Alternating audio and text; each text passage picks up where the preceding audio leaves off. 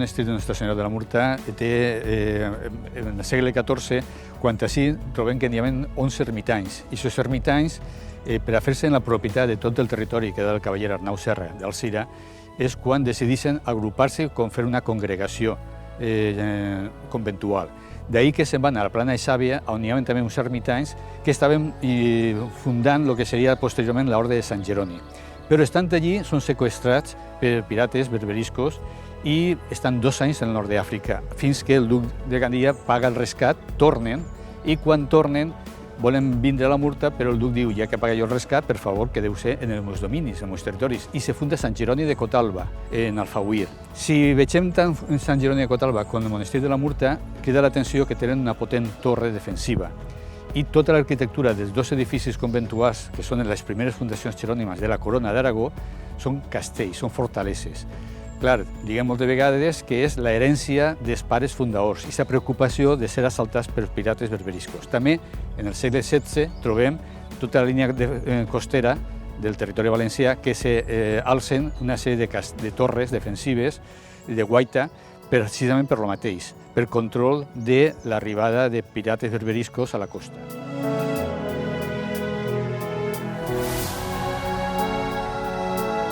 La Torre dels Coloms era exenta per donar-li més aïllament en cas d'assedi, que vingueren a assetjar el monestir, i aquesta potència d'edifici, d'immoble, de caixa de torre d'homenatge,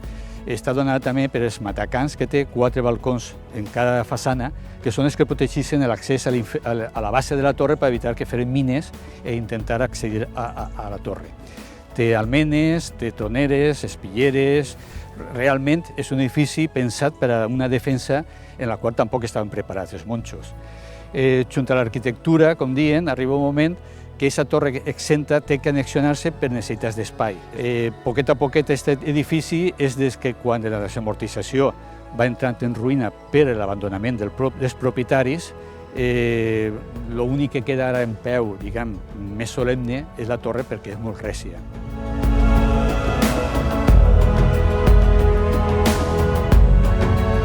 En el transcurs de les excavacions arqueològiques que s'iniciaren en 1995, ens va permetre, a banda de conèixer l'estat de l'edifici, treure a la llum diferents dependències desconegudes. Tenim una col·lecció d'aquarel·les de 1846 en què veies un edifici que aparentment no quadrava en l'espai que s'identificava com el que ocupava el monestir. Però en les excavacions sí que van treure perfectament la perifèria, o sigui, el perímetre del tot de les ruïnes, i com dia alguns dels elements com el claustre, l'antiga sacristia que havia sigut la primitiva església del monestir, diferents dependències, que van permetre fer un alçament planimètric de cara a un estudi posterior, que va ser el pla director, en el qual ens basem per als treballs de recuperació d'aquest edifici tan emblemàtic. Tot aquest complex és molt singular, perquè trobem un gran binomi, que és el valor natural, el patrimoni natural i el patrimoni cultural. El poder recuperar i donar-li un valor cultural, un ús, una museïtzació a aquesta torre, a banda de la recuperació i posada en valor,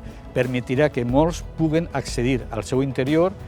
conèixer les seves particularitats i ser un element que propicie treballs futurs de recuperació d'altres dependències o altres espais del monestir o de l'entorn del monestir. Les noves tecnologies ens poden ajudar molt. La proximitat de tot el treball de digitalització, tot el treball que se fa d'informàtica, se pot distribuir d'una manera que arriba a tots els racons de tots els hogars o de tots els punts de la geografia, de manera que tots, d'una manera molt còmoda, abans de la visita, durant la visita i posterior a la visita, puguen treballar, conèixer, disfrutar i inclús